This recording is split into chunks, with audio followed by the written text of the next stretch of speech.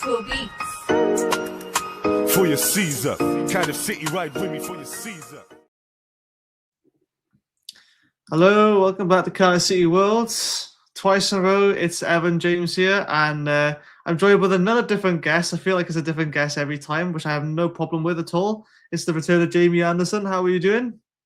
I'm good, mate. And it's been a brilliant week, isn't it, being a Bluebird? It's wow, we're scoring for fun and we're seeing some bloody good football, to go with it. I've seen enough to deduct 10 points from Everton, and just that's the way. My only guess privileged criticism I can say is that we didn't score the goals earlier in Wimbledon or Luton, just because I have to have something to be negative about. But to be fair, what I was saying to Rob yesterday as well, I give credit to Wimbledon because they were a lot better than what the scoreline said. I have no doubt they'll step in almost a championship then, Christ. Not used to be in League One. I have no doubt they'll stay up in League One. I mean, I think they're 16th now, but I think they got a good manager. And at the end of the day, we were a way better team. I never like saying that because it seems like it's a non-useful opinion about how we played, but we just were. And we just, before we come on here, as I was saying about the individuals and now they just sort of like, almost feels unfair to pick out one person to praise because you feel like, well, this person's also doing so well. It's like you don't want to miss anyone out, right? And I think we'll probably, again, this will be a bit sort of like a free-flowing show. I'm interested because I do obsess over FotMob because I get like all my football data from there. I just look at some of these ratings of like recent games and they just never seem to get it right. Maybe Tanner man of the match at 8.7 is fair enough. And I'm not saying you have to go into sort of like point whatevers unless you go to 0.5s. But I'm interested in the comments. I've done this before. I'm not sure how long this will take. If we just quick fire run through the ratings of what we think. But if I'm going to be honest, it's going to be a really difficult task for me because it's hard to not give everyone the same. But before we do that, I just want to say hi and evening to everyone in the comments. I gotta say, fair play to you lads as well. The people who turn up every single lads and lasses. I say lads as inclusive of both. But I gotta say thank you to everyone who's always engaging in the comments. And again, most of you are members, and it shows as well. And guys, if you aren't already, what are you doing? Just please become a member. It's literally costs almost nothing, right?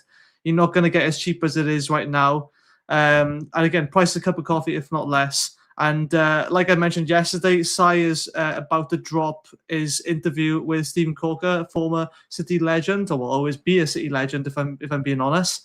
And if people who are members will get early access to that a couple of weeks. So really exciting stuff. And I'm sure you'll let you all know when it's out. Let's say evening. We got your Paul as always. Evening, Evan, Jamie. Hope you're well. And chat. Evening, Cardiff. Oh, that's me. Sorry, I got a Cardiff City fan in you. Sorry. Evening to myself. Evening, Jeff. Oh god, it's embarrassing. Evening, Suze, Lee. Evening, all. Graham. Go on. We'll start with the first comment or question of the night. Do you think after the foul on Ashford that should have been a red card that his shirt will fit Kanga now? I didn't actually read the question before I put it up there, but I what was the I can't oh yeah, it was the shirt pull, wasn't it? I don't know about that. It looked like he was really dramatic when he went down after it, but it probably was a foul, wasn't it? Yeah, I think we're probably basing it off what we had in Rotherham the previous weekend or the week before that with the Wintle situation, albeit there's probably the distance to the goal. At the time, you could see it was a blatant pullback, whether it was a red or whatever, I'm not too sure. But he definitely had a large chunk of his shirt. But then, like you said, if you're being a bit pragmatic about things, we probably got away with two, let's say, fairly physical challenges on the left-hand side, didn't we, in during the game? I think the referee at times just tried to make the game flow a little bit. But again, with physical defenders or physical players, there's that line, isn't there, where if you let it flow too much, they're gonna step over it. Yeah, it's it's difficult because you're always going to want to back a team for everything, right? And I try I'm not a qualified ref, or not in, I am in basketball, not in football, but I try to sort of see things, when I have ref games in other sports, let's just say, I try to always see the other side of it and think like there's always going to be a bias in the ref's mind to tend to favour the away team slightly more. That's just how it naturally is, because they got a smaller crowd, but at the same time, like the influence of the home crowds, when you hear the moans and groans, that can also play an impact. And sometimes, especially at bigger levels, at Premier League levels, refs do feel a lot more pressure to give certain calls. And I find that the higher up you go, the less contact you're allowed to make. I feel like in League One, you can kind of get away with almost murder, and they still won't really blow. Or even if they blow, I don't think the ref gave out. He literally gave out one card the other night to the centre back Johnson, and to be fair, he was the one that was being a bit of a silly man last time we played him as well, I think. And I'm surprised he didn't get sent off for last time. But he gave one booking out. He let a lot go, didn't he, the ref? I think some refs are just like that. They have a certain style. They just want to let things play out, and giving out cards and everything, it slows the game down more.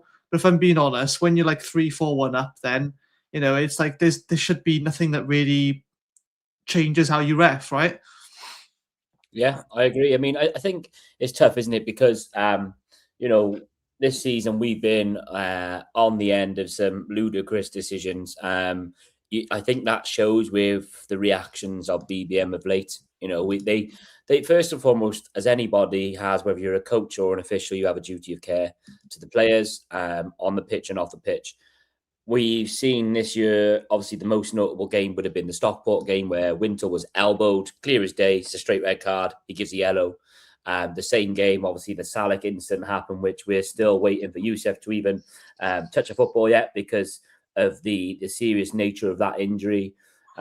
It just feels like at times the officials are having a say and almost trying to derail what we're actually doing. We look like one of the only sides in the league that probably wants to play an attractive brand of football.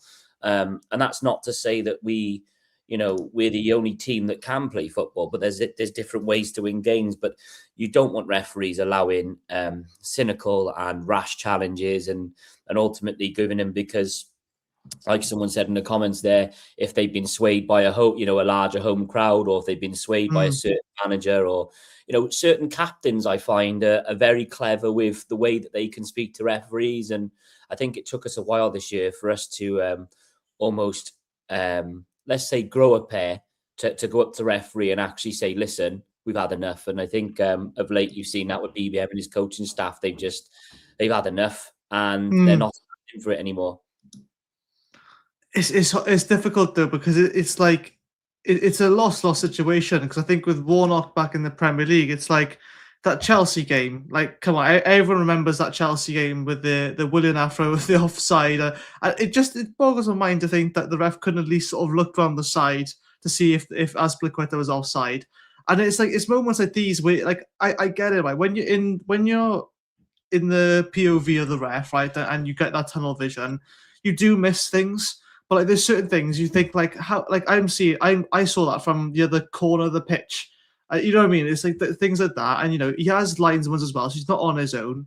And again, I'm not going to make this entire pod about hurling on the refs, but I feel like it's kind of a good opener for an icebreaker, really, because I don't know. I look at other teams, and I don't watch them religiously, but I do like to watch and see how other teams are getting on in League One or in the league we're in. And there's not that many teams I think they could probably say that have been hard done by, really. Again, we could bring this debate up till the cows come home if it's because we're a Welsh team in English League. I try to look past that a bit, but I just see it in terms of individual mistakes from refs. It's the Isaac Davis one. I wasn't actually there to see it on telly or at the game as I was working, but I saw someone post a video of it. Now that video was uploaded in like potato quality 420p, so like I didn't really get a good view of that, and I could still see it was clear as day from the far side of the pitch that he was elbowed, and it was just ridiculous. But I mean, we could all say what we want with the refs, but I gotta say the results keep coming regardless. So it's nice to know that it's not costing us games like it probably would have at the start of the season, maybe, isn't it? Yeah, spot on. And again, we'll probably like the header says, we'll look back at Luton first, then we'll look at the Wimbledon game, and obviously look forward to this Saturday. I think the best thing for us now is we are probably starting to see the fruits of the labour of the early parts of the season, so to say. I think, whenever you go down a league or an upper league, there's going to be a period of sort of like nurturing yourself into the league. And I think we had that at the start of the season. I think we had a few little ways of, let's say, just trying to win games no matter what. It was very end-to-end, very much like a basketball sort of game. There was no real structure. But to be fair to the coaching staff, to be fair to the players, now they've established themselves and they familiarised themselves with the league. We're starting to see more, I would say, dominance in games where we're not being hit too aggressively on the counter-attack. We're not being punished by it because we're able to nullify that. But we're also being so effective from a front that, we created chances before, but now we're finishing the chances. And I think it's so good to watch. And we're being spoilt, I think, with the type of goals that we're scoring. Yeah, that's perfectly summed up, really. We were being spoilt by the type of goals we're scoring. I think I feel like we've, as fans, we've kind of deserved a season like this, really, a complete reset. And look, I was kind of, originally, I was really worried about the season ahead for the season back when we had last season. So when we just sort of basically confirmed we've been relegated, we just played Norwich and it all was over. I was worried, thinking we're probably going to finish mid-table in League One. And again, we had that sort of period where everyone's on, everyone feels down. Certain players saying, they committed to the club, they will stay. But let's be honest, a lot of players say that and they got to, and I don't blame them for saying that, posting on there to acknowledge the season, that it was, a failed season. But once I saw BBM was appointed, even I was thinking, oh, wow, I can't believe, we've kind of pulled it off in a way. And look, I didn't think at that moment we'd won the league, but I thought, we got a chance of the playoffs this season with him in charge. And even as an experienced manager, let's say, he's been at Rochdale and, I'm sure he learned a lot from there.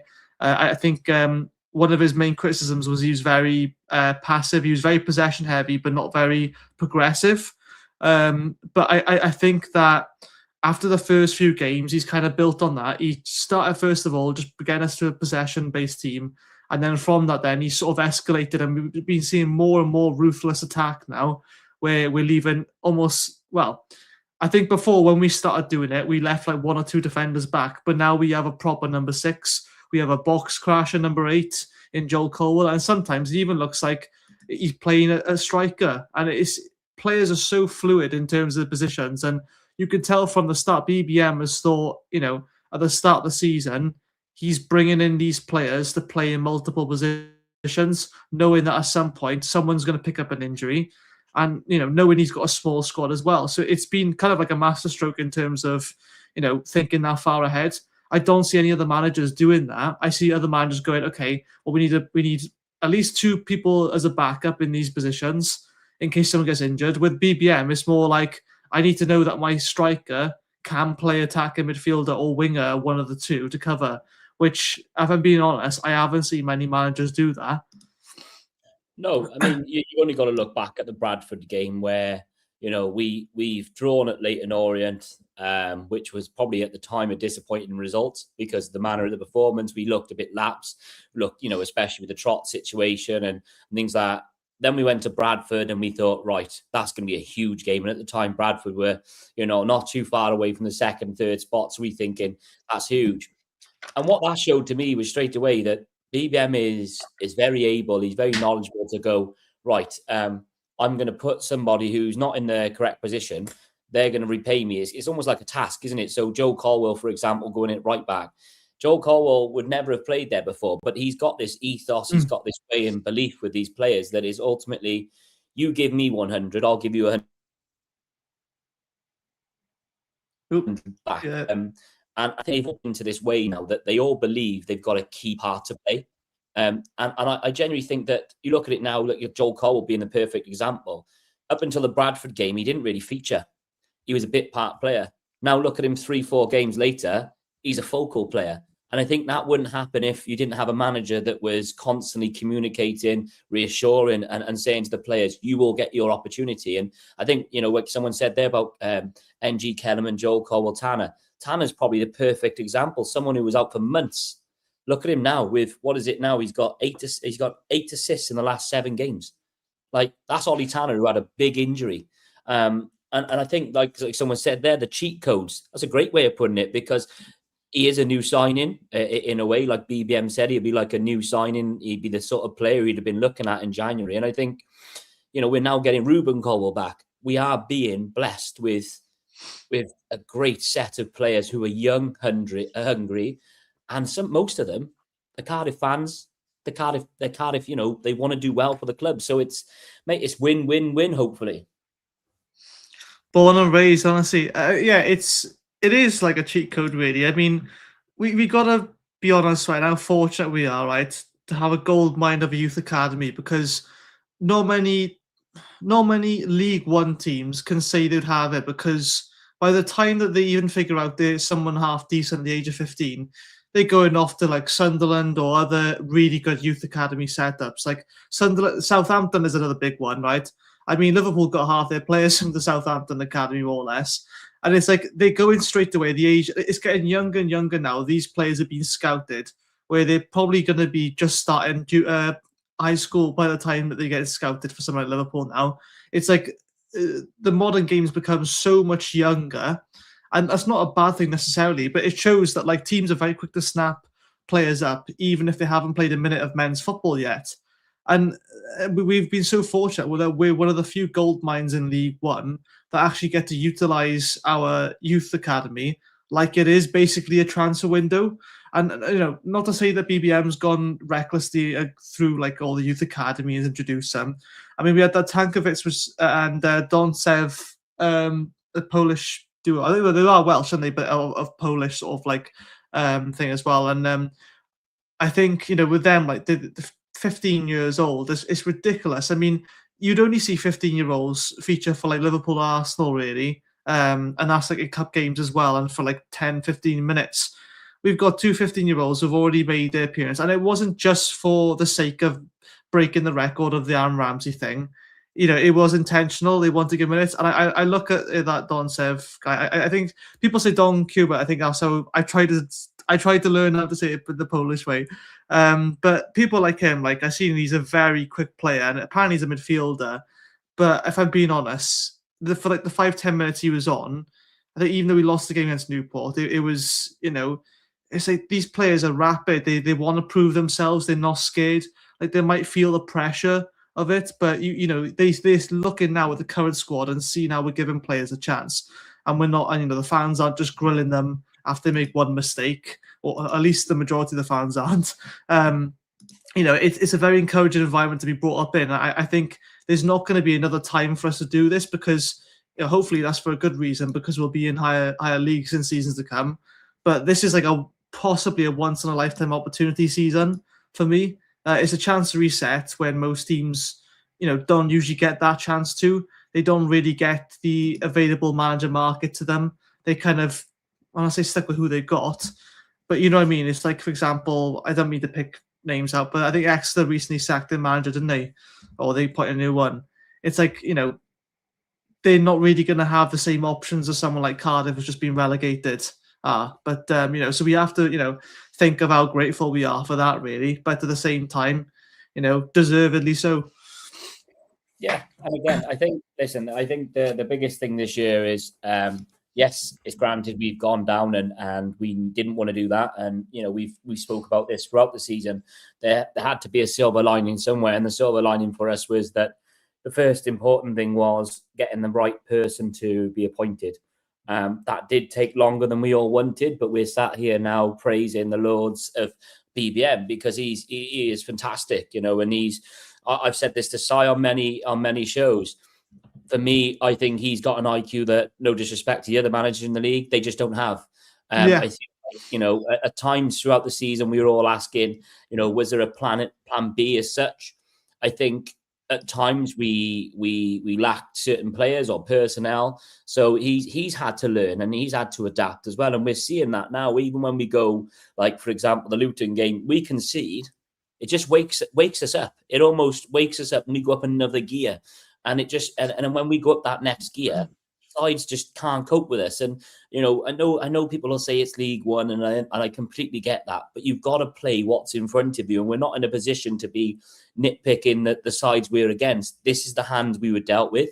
I really do feel that we are going in strides, and we've seen it in years gone by, Evan, where Ipswich, Sunderland, just to name two teams, they've had to go down to rebuild and go back up where they are now. So we can only use those as models and think, actually, what we are achieving at the minute, we're doing it our way. We're doing it the Cardiff City way, which isn't always straightforward. But what we're doing we're enjoying it, and I'm hoping, like I said, is we're ticking these games off as they go by. We've got a tough one, as we'll speak about in a bit, with Plymouth on Saturday. Then we've got to go to Doncaster, and then we've got the massive one. Then we'll be playing Lincoln. So we just need ticking these games off. And if we're scoring what we scored now, in the last 3 games, we scored 3, 6, 10 goals in 3 games. That's crazy. How many teams are going to be able to cope with that? Probably not many. So, yeah, again, I suppose we'll probably start off now talking about the Luton. Well, let's say the Luton, Jack Wilshere, not knowing his rules of the game, let's say. I had a description up here yesterday. What did I say? Oh, slightly a tad bit more consistent than Luton. I put, and yeah, look, I said to Rob, I think he's just trying to get a reaction out of the players, out of the fans, to try and gather up everything.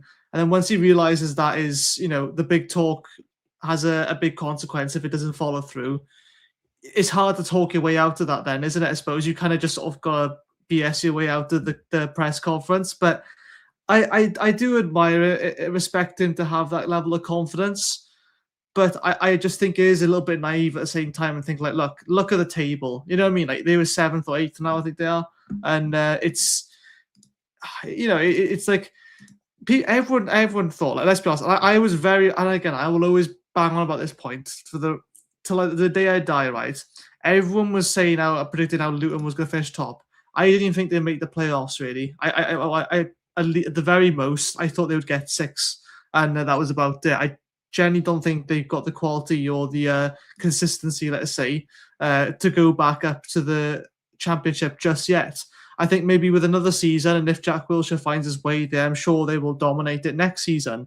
But I also think that Plymouth are making a late comeback now, and that's who we got next, and we'll talk about them just a tad later. But it's funny now. We sort of like played Luton, and we're going to be playing Plymouth in very close timings.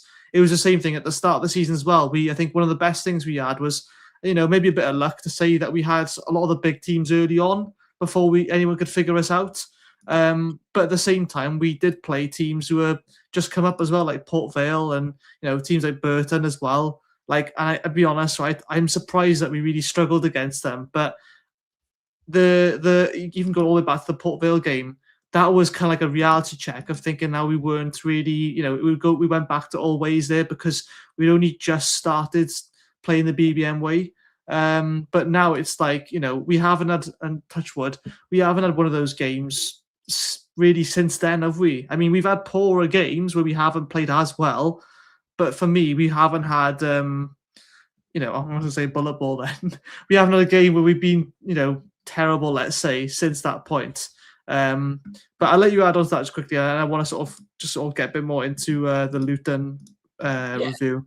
I mean, I think listen, it's like any new project as such, or any new journey. You have to learn the direction you want to go in, and you also have to be consistent with the direction you go in. You can't take U-turns. We've seen it in the past with managers, haven't we, where we've kind of we've been very indecisive. Last year was a prime example where if plan A wasn't working, we wouldn't be able to change it. We wouldn't know what we're doing. Players wouldn't know their roles. But this year we've really found a way of believing, and the key for me is we're believing in the way we want to play. It's literally it's the same way, but the intensity just goes up. And I think for the, like someone said there about regards to the Luton, for example, like their away record is wretched. They lost again last night, and their players were kicking off with their fans away at Wigan. It's amazing how modern football works, because naturally you want to win. When you haven't won away for a long time, fans will get unhappy. But like you said, if they're 7th or 8th from the league, it depends on which side the spectrum you're on. Are you happy because you're there, or are you underachieving? But yeah, like I think, listen, BBM is brilliant. We follow him across the country, as you say, and our fans, to their credit, again, another sold out away end. Come what Saturday, hopefully it'll be another brilliant result. I just seen who Luton have got next as well. They've got Burton Albion. That's amazing. Who have they got? They got Burton Albion home, right? I laugh at them because they've been like a dark horse, really, right? They haven't done that well, and they're only really 1 point off relegation zone. But I tell you what, they were a very weird bunch to figure out. I wouldn't say there's many players. Maybe Charlie Webster's in the team, who's a standout player. Whether he's still there, I'm not sure. But I always thought, how can we like draw or lose to like Burton? It just shit in my mind. But I just know Burton are going to win, or at least going to be a draw. I get that feeling now, because Jack Wilshere, that's going to be played back to him. And again, I don't want to dig into too much, but like, look, when the captain is shushing us after a penalty, and then we go on to batter them 3-1, and then even the EFL, when they posted the highlights, put that as a thumbnail on there, because usually you put the winning team right on the thumbnail. But literally, even the EFL thought, this would be some great content. Yeah, it puts Jordan Clark, is it, on the thumbnail? Oh, it's just absolute cinema, I have to say. But yeah, I'm carried away with that now. And I'll go through a couple of comments, because guys have been very patient with letting us catch up, by the way. Jonathan said, I saw this earlier. Jonathan Mordecai, evening, mate. 6 wins might be enough to take us up. I doubt it's enough for the title. Lincoln are not letting up. But I guess they're probably thinking the same thing. And like, what does it take for Cardiff to drop points? Because they can't really, as long as we keep winning, they can't really do anything else. They can keep winning as well. And look, if I'm going to be honest, I think it is pretty much, as long as nothing drastic happens with us now, I think it's pretty much just us and Lincoln. And as much as I want to get the title, either way, I think it's going to be a miracle. Well, I say miracle. It's going to be impressive to blow this lead now. And again, I'm touching wood as I'm saying that, because, the old Cardiff City way. But if I'm being honest, right, with the amount of belief this team's got, like you said now with BBM, it doesn't make any sense. And I think that worst case is we go a second to Lincoln and we're chasing the title, really. Yeah, I mean, again, it depends on what side of the coin you're looking at, because again, the other night we're kind of accustomed to expecting Lincoln to win now, aren't we? I think the rest of the league they're almost the weekend bankers of Cardiff and Lincoln, because we both find ways, even when we're struggling or we're drawing and a side thinks they've got hope, bang, goal alert, Cardiff has scored, goal alert, Lincoln has scored. But like I said, the other night was a funny one, because, I think on Saturday, the Lincoln game, I said with Si, I wanted a draw in the other game, just because it opened up that buffer.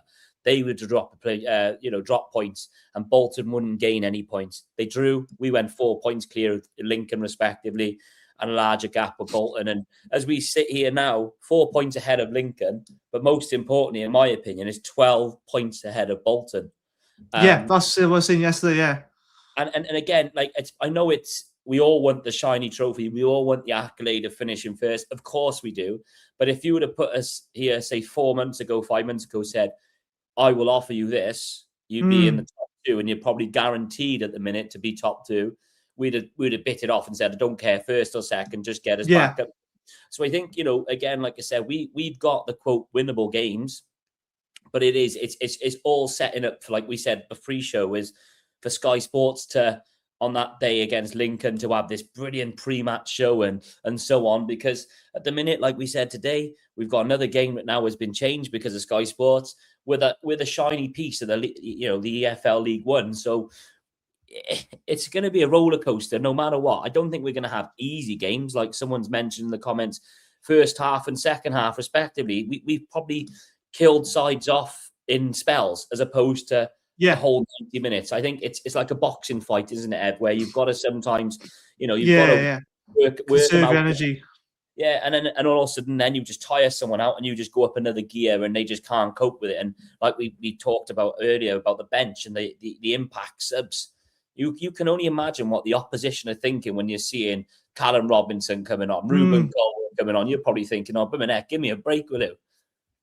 Yeah, imagine think you're bringing on someone who scored 4 times against Chelsea in like 70 minutes. It's ridiculous. And don't get me wrong, right? I know like Callum Robertson hasn't really, probably featured as much as he wanted to and hasn't scored the goals he wanted to, but it showed in that spell he had when he scored 4 or 5 goals. I mean, like, he can do it. It's like all these players can do it. I mean, Joel Colwell's not really naturally a striker, but if I'm being honest, he scored enough goals, more goals than half the League One strikers already, I think. And it's fair play to Suze. I have to bring this up because it takes effort to do all this. But Cardiff, I think it's played 32 games now, 21 wins, 6 draws, and 5 losses. Like that like only person who's matches on losses there is Lincoln, and that's for a good reason. It's because that's how tight it's gone now. Bolton have lost 6. But every other team now, Bolton and Luton, hang on. Yeah, Bolton are the only other team that's lost like 6 games or less. Everyone else has lost minimum 8 games. And, those 3 extra losses can be massive because, look, I mean, like I say, the middle of the table, it's still really all to play for. Like, you got from 24th up until, I wouldn't really include Port Vale, but you got 31 points for Rotherham on 23rd. And then 36 points for Blackpool in 17th. That's so much wiggle room for other teams to fall in. I think it's just nice not to have that kind of worry that we at least not in we're not fighting as much. And look, don't get me wrong, I feel like we're used to kind of fighting to get to the top. And when the pressure's on, we tend to perform a bit better sometimes.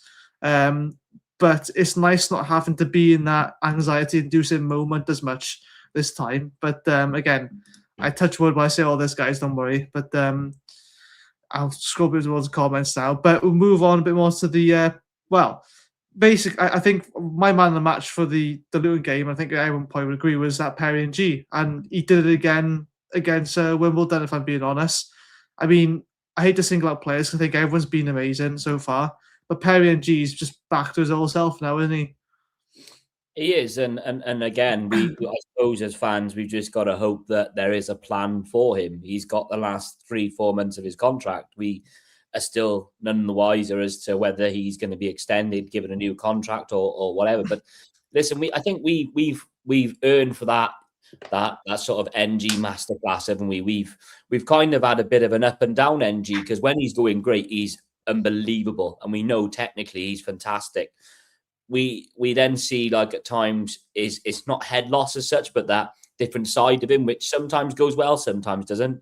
But it had to take something special this year to take Ronan Capaccio out the team, especially after his start of the season. It's frightening that Ronan Capaccio put 6 assists up this year. And up until recently, he was the top assister at the club.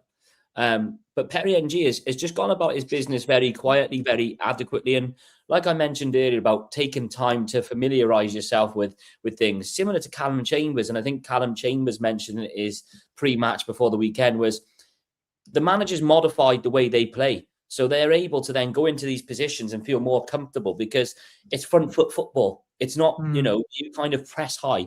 You work as a team as opposed to an individual. And that strike on Saturday was just unreal. But the header on Tuesday night was just as important because I think, like you said, is Wimbledon were on top while they're having a little spell, weren't they? And then we kind of knocked the stuffing out of them a little bit with a cracking header. And I think an Ollie Tanner in swinging corner. That was a beautiful delivery for him. He just needed to flick it and glance it in before the keeper. It was in the net. And yeah, Perry Ng is just going up levels, mate. And it's what we say, he goes by the name of Perry Ng. It certainly does. And you can't help but sing it all night then because, you're coming out the Canton stand or you're coming out the stadium when he's done something good singing it. It's that's brilliant, mate. He is brilliant. He is, to be fair. I just tried to look at the stats. I wanted to get like a detailed sort of thing of all the players, but on FotMob, it's going to be slightly different.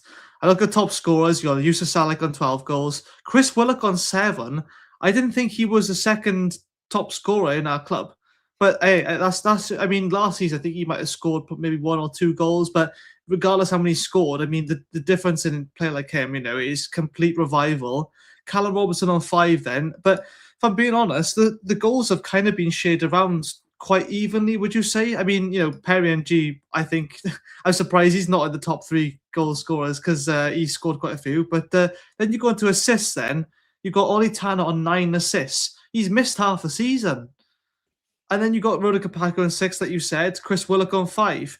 Now, to me, you've got Chris Willock appearing in both of those, right? 7 goals, 5 assists. And yeah, it's crazy. It's just, I just don't get it. I know I say, like, I don't get carried away and stuff like that, but how can you know when you see stuff like that from players who, especially, no disrespect to Chris Willock, right? But let's be honest, I don't think any of us really predicted that turn of events for him. Same with Callum Chambers, really, but I'm so glad that it has happened. Yeah, definitely. I think, like someone just mentioned there, I think it's about John just said about his inconsistent. For me, I think it comes down to, I think it's almost like the hot and cold, isn't it? It's tough when I think at certain times in games, the ball needs to be placed in the right position in order for our wingers to be effective. I think if they've got their back to the goal, 9 times out of 10, they're either cutting inside into traffic or they're going backwards. I think when we start playing, right, you see the Will Fish diagonal ball, which is over the top of the defenders, and we can use the speed getting in behind, we're frightening. And, I know people will say the mitigating circumstances, we're in League One and they should be doing better and so on. That's credit, and that's true. That's a credible, assumption. But you've still got to do the job. And if you're not doing the job, BBM will hook you. And, I just think it's sometimes you've got, like we said earlier on, you've got to almost do the dirty work in order for the other person who's coming off the bench to make the glorified impact. And we've had games where we scored a 96-minute winner this season where, unfortunately, the winger might not get an assist for 90 or 70 minutes that he's on, but then he's made enough of a contribution where that left back or that right back, respectively, is tired.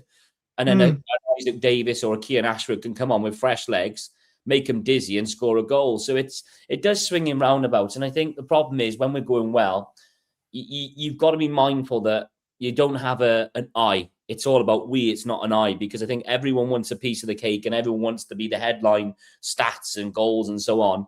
But now I think we've got a collective, and I think that's what's gone wrong in the years gone by, is we've had too many individuals and not maybe a team approach and a cohesive team, because they've kind of looked after themselves possibly as opposed to looking after everyone else.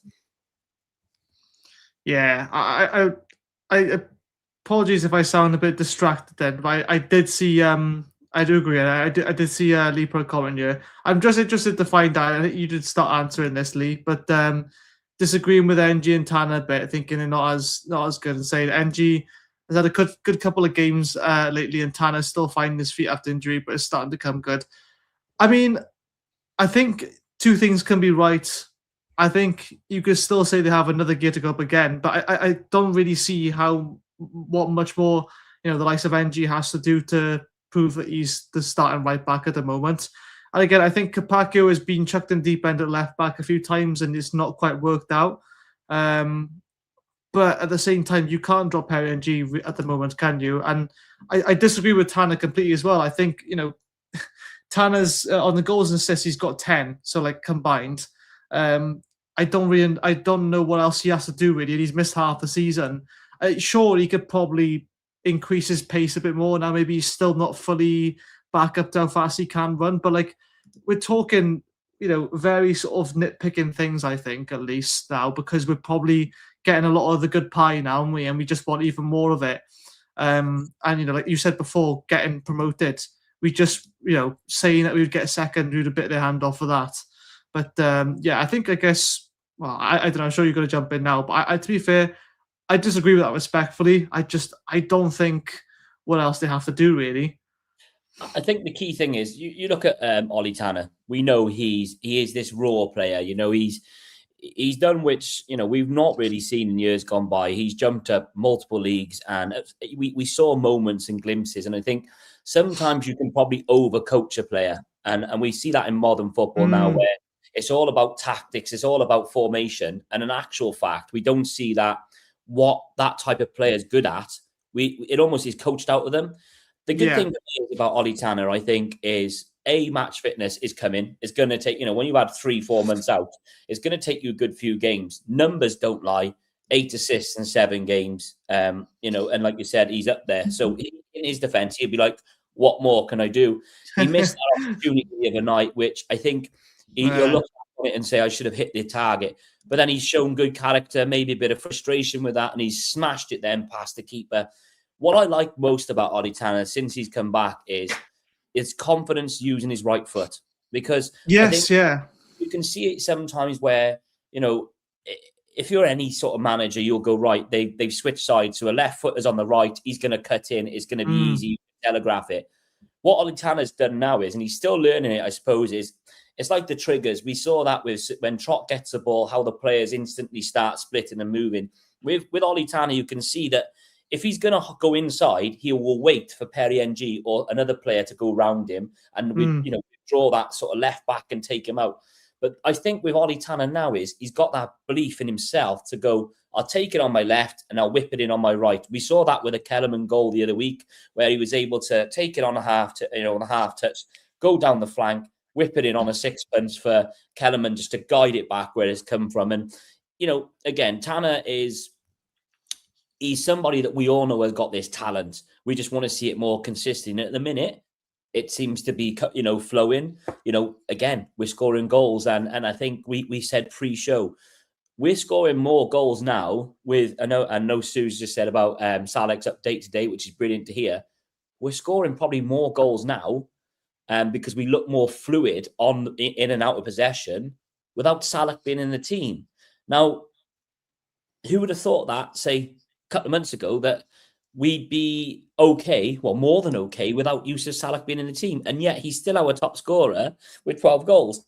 It's amazing how we've got a team just mixing in with the goals, with key contributions. And like I just said, it's not about it's about we. We're all contributing, whether that's a centre-half scoring like Callum Davis did from 35 yards. Everyone's having a key contribution. And I think that's why we are the best team record, on stats at home, points per game, and the best team away from home, stats per game. What are we now? 31, 32 games in the season. 32, You're not there by fluke. You're there by merit. No. Same with Lincoln. And I think we just got to keep going, because while we're riding this positive wave, let's keep it going. Because it normally, like we said, negatives always are infectious, but so's a positive.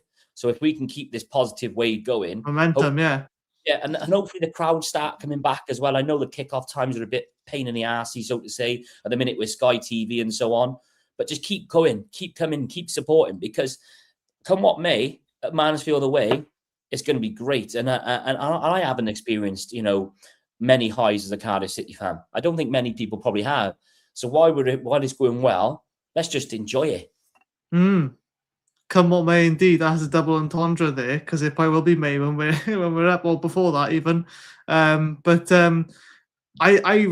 to go back to when you said about the players being coached out of certain things. I think I'll give Bullet credit for where it's due, because I think Bullet was an essential part of teaching the importance of of everyone defending and doing the defensive duties. And I think it was important that Ollie Tanner experienced such a very defensive-minded coach in Noah Bullet, because he got him to do the defensive duties when usually wouldn't, because I just knew he wouldn't play him if he wouldn't defend. Each manager had this sort of pros and cons, and I think the problem with the issue with Bullet was the fact that he was just too defensive. He's too negative, I think, in terms of chance creation, and no wonder it's a weird thing that we finished 12th when we had one of the lowest XG conversion or whatever things. I think only Rotherham was lower and they got relegated. But so we scored. I think we actually scored the fewest goals in that season, or one of because it's all set pieces. But the one thing that he did get Tanner doing right was defending more. I think now, if it weren't for that, I still think he would have improved a lot in the BBM. But I do think that past managers do have positive/negative influences on how they play now. You could see like the likes of, again, you could just say Tanner now. It's like he was kind of coached, just like Josh Bowler, kind of coached out of taking on people 1v1s. Now we're seeing him dribbling directly at players, or more or less so. And look, occasionally, once in a while, he will lose the ball. And don't get me wrong, it's painful and it stings to see that. But at the same time, what would be more painful and sting more was to see players backing off the challenge, or seeing wingers not wanting to take the players on 1v1. Because that's what you used to see. I mean, Mendes, Lang, Junior Hoylett. I mean, we saw players like that in the Premier League, just having the confidence to take them on. And knowing that we have the confidence now, it shows they've got the talent to back it up as well, because no player dribbles like that unless they're confident they can beat their man. I feel like for so many years now, we've had wingers who, or let's say people who played out wide or whoever's out wide, and it's just, you can tell they thinking, oh, there's no way he's beating that man, And that, it's not, you don't want to think your own players, but it gives you that kind of vibe. And it's nice now. It's not just out wide, but it's everywhere. Players as young as like Joel Colwell now, who are taking on 2-3 players, still managing to keep the ball. And I give actually Alex Robertson a mention as well, because I think he's one of the players who's got the least credit. And, don't get me wrong, as I said before, they will be doing really well. But I think since he's come back, I didn't think he was really a number 6 to begin with, but he proved he can do a job for Wintle in replacement. And even though they play alongside each other, I think he's been. I barely seen Robertson lose the ball this season. He makes a couple of silly fouls, but if there's one player I've really seen lose the ball, it's been him. And he does sometimes the work that kind of goes unnoticed, because it's never usually anything flashy. I'm surprised he hasn't really got more assists for what he's done so far. But I just want to sort of mention him because, I just feel like people haven't talked about him that much. Is there any player or players that you think deserve a mention, maybe you haven't got so much attention, or am I putting you a bit of a spot there? Or no, I always think we'll start from the back. I think you know what Nathan Trott's like. At the beginning of the season, especially, he was phenomenal for us, and he does come in clutch when we need him. So that's the thing. I think centre back, someone just mentioned Osho there. Isn't it great to see Gabe Osho getting that smile back on his face? Most importantly, when footballers aren't having a good time, mistakes happen, their football doesn't speak. It's a negative, isn't it? He's got that smile back on his face. He did that brilliant, human sort of interview where he I was thinking of that. New Year's resolution. Yeah, and you know what? Honesty is always the best policy. But to be fair, it's never nice to hear someone say that they almost walk around the the shops with a hood up because they didn't want to be called out for certain things. But he's now showing his importance. Like I mentioned earlier about the Bradford away game. There are times where we need that old school defending. Dylan Lawler start the season fantastic. We've got 4 great centre backs at the club, and we've got areas now where we can look at. Joe Bagan, to be fair to him, despite the amount of minutes he's putting through the roof, he's now got competition, but he's also just trying his hardest. He's still getting forward. I think Joe Bagan is someone I really do believe is fantastic. David Turnbull, he doesn't always get the plaudits that he deserves, but I think when David Turnbull and Robertson are linking up brilliantly, we click. You can't go away without saying Amari Kellerman. What a player. We all knew there was a talent there, but now we've seen it with regular game time and this fluid approach. He seems unplayable. But again, you can't help but just think, how many goals are we going to score now? We're going to have a setback. We're going to have a loss at some point, no doubt. But I think what we are doing is we're learning. We're learning on the spot. And to be 32 games into a season and still learning is brilliant, because we're not complacent. We're at it. And BBM spoke very well again today. It's right, that game is done. Luton and Wimbledon are over. We're going to Plymouth now, and it's not the best of places. Will Fish said that himself earlier on. But we've got a job to do. And it's enjoy it, move on. Enjoy it, move on. And that's what I love about this team. It's never say die. It's not resting on your laurels. It's getting stuck in. Let's get the next job done. It's like delivering a parcel one place and then you're moving on to the next place. And again, like John's saying there, he finds it crazy NG Bagan and Wintle are still out of contract. Hopefully there is something going on, because in the years gone by, our club have been very lax, haven't they? Let's be honest, with contractual situations. Let's hope at least there is some offers there that we can hopefully get them. But obviously now with 20 minutes left, we got Saturday. What are we going to talk about Saturday? What are we going to have a look at? It'd be brilliant. I think it's going to be a good day. Yeah, I think with Wintle NG, I would not be surprised if they get new contracts on the same day, because I think they both come from Crew Alexander. I think they're besties or whatever. And I think maybe NG felt a bit left out maybe when Winter wasn't there last season. Maybe, I don't know. Again, he wasn't the best one regardless, but I think with having his partner back and they're both thriving well, it's going to make him feel comfortable. But I think also I will one more mention as well is Kian Ashford as well. I think he's kind of been only just reintegrated in the team now, and again, he was my person I thought was going to be the player of the season by far. And look, he hasn't disappointed, but there's been so many other contenders this season. It's been so close, really. I mean, if you were to pick a player of the season right now, I mean, you'd ask 10 people, you probably get about at least 8 different responses to it.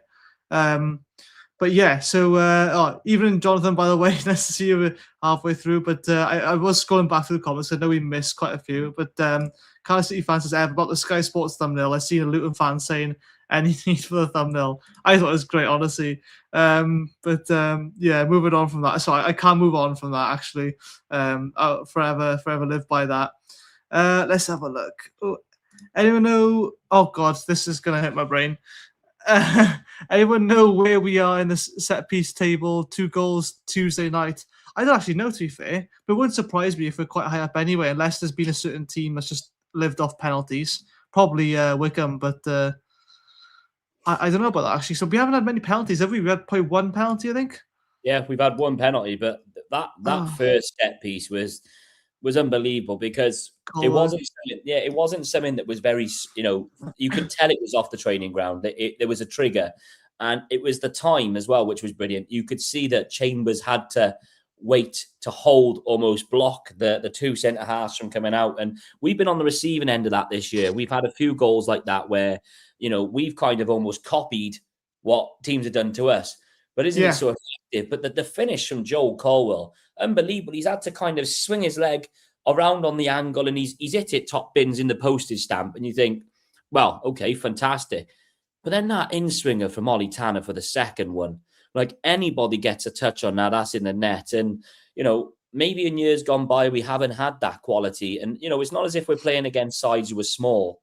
They're big centre-halves. We look at Wimbledon the other night, they were huge. So it's not a given to score against set pieces. So you have to do your homework, and credit where it's due. Lee Riley and all the others in the coaching staff, they're obviously doing, they're earning their money, aren't they? Because we're scoring a variety of goals. Yeah, certainly are, honestly. And it just makes me excited now, because the last time we played Plymouth was another 4-0. It was 5-0 last season, wasn't it? And it's mad to think that we actually went down. But Plymouth were really, really poor last season, but so are we, really. And now we're seeing, what it seems like now 2 teams that are still quite far apart in terms of talent and ability. I do think Plymouth are some talent in the squad. They got Joe Rolls, former captain for Cardiff City, and it kind of feels weird that he's gone to somewhere like Plymouth, if I'm being honest. He's out, isn't he? He's out the season now. Yeah, it's just sad to hear about it. But at least that means you won't have to play against him and beat him, because I wouldn't want to win against Joe Rolls, if I'm being honest. Feel disrespectful. But no, I wouldn't want to see him out injured. If I can be honest, there's not too many people that say cause many problems. I think one of their players last time was not arguing, but he was constantly talking to the ref about everything. I think it was the Plymouth game. I think he ended up just getting carded. I thought it was the funniest thing ever. I don't know. It looks like cleverly plays him on a diamond formation, like a 3-4-2-1, which I recommend we tried before. But it seems like we've kind of stuck with our 4-2-3-1, 4-3-3 all throughout the season. I'm not sure if you know many of the players. Do you see any threats or any potential dangers for us? Any areas that we might struggle in? Yeah, there's 3 players I looked at. Obviously, Tolai, I think his name is. He Port Vale, didn't he, at the beginning of the season? And he scored 12 goals, 4 assists. Pebble, I believe his name is, or Pepple. He's at the minute is doing quite well. But, I think, I can't remember who it was who said about their home form. They are, let's have a look now. As per their home form, they're terrible in the league. They are absolutely diabolical at home. And that's shocking to think that they're second from bottom. They've only had 18 points at home park this season. They've won 5 in 16 games. They've won 5 games, drew 3 and lost 8 at home. So, again, I know stats are there to be won or to be broken or whatever, but if you're going to beat someone, you're going to capitalize on what they're not so good at. Is that because their fan base is passionate and they turn on them quickly? Who knows? I think Malachi Boateng has got their highest assist, but I think like I've said on previous shows, if we're the best version of ourselves, we bring that tempo, we bring that press, we don't let them settle, we let their fans get frustrated. I just think we can pass them off the park. We are first in the league with possession at 61.5% per game. They're 13th with 49.7% possession. I know that's only a silly little stat that people might say it, but you do have to have the ball to win the game. It's how you use it. And I think as we go there, we start linking up, we're being fluid. I can't see us losing. And, their last 10 games, they've won 5, lost 2, drew 3. We're yet to lose. We've won 6, drew 4.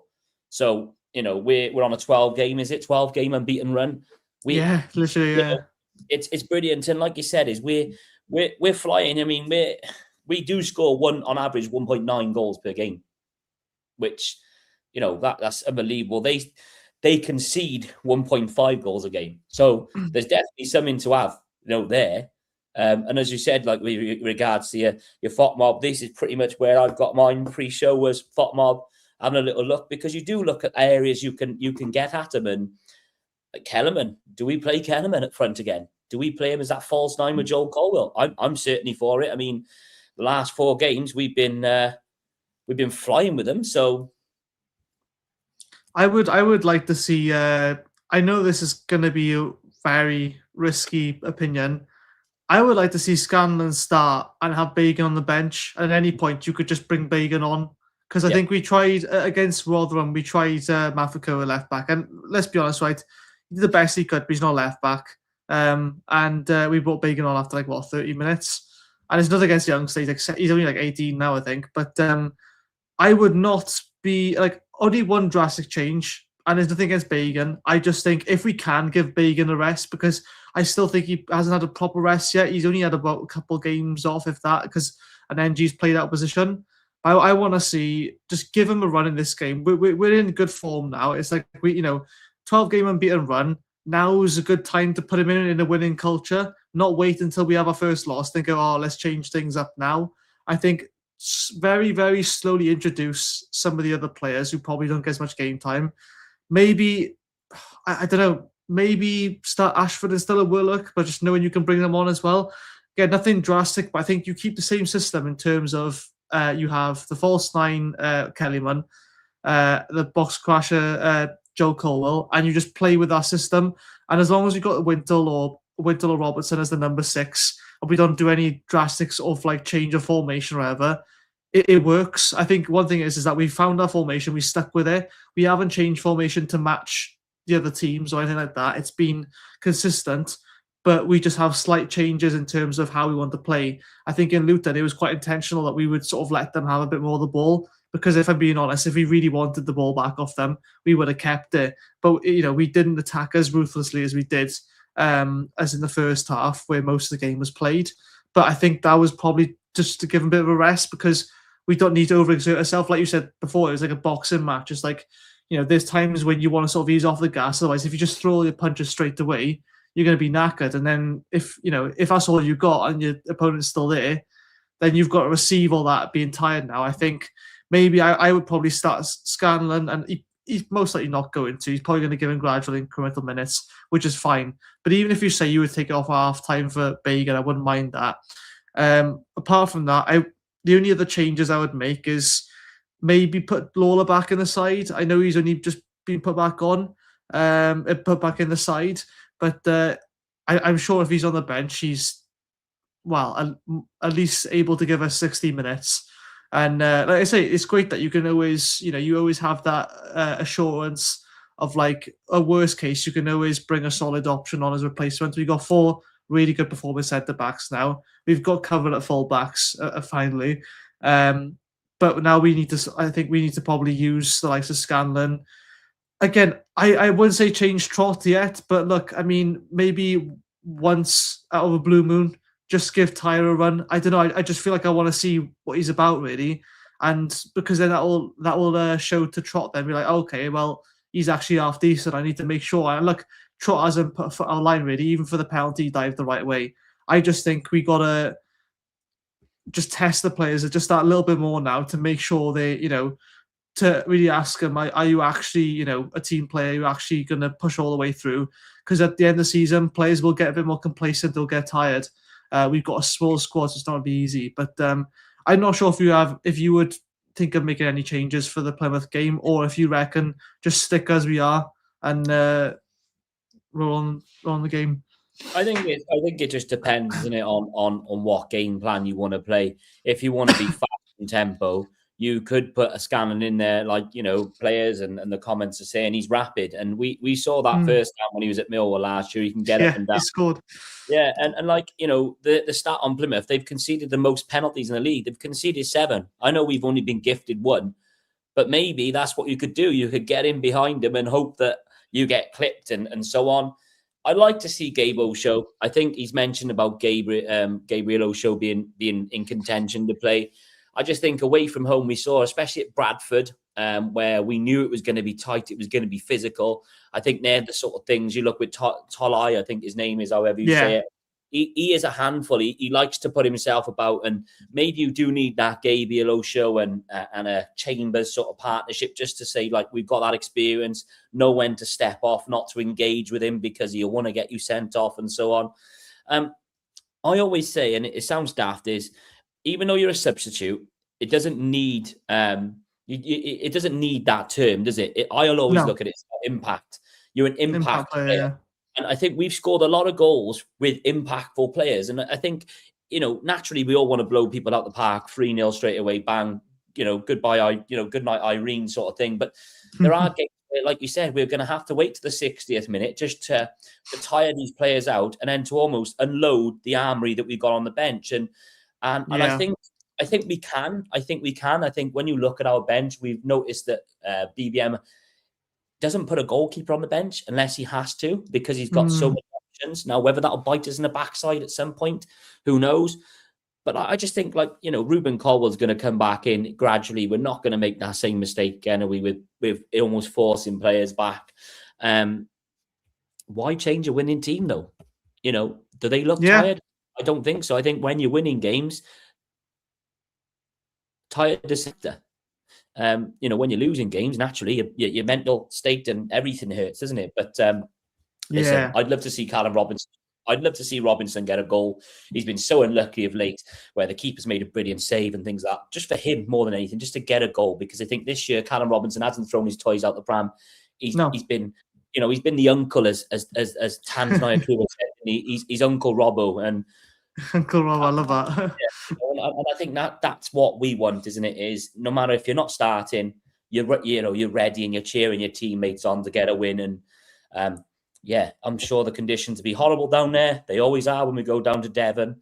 But hope what they have. If he's injured, fantastic, happy days, because that's one less threat to worry about.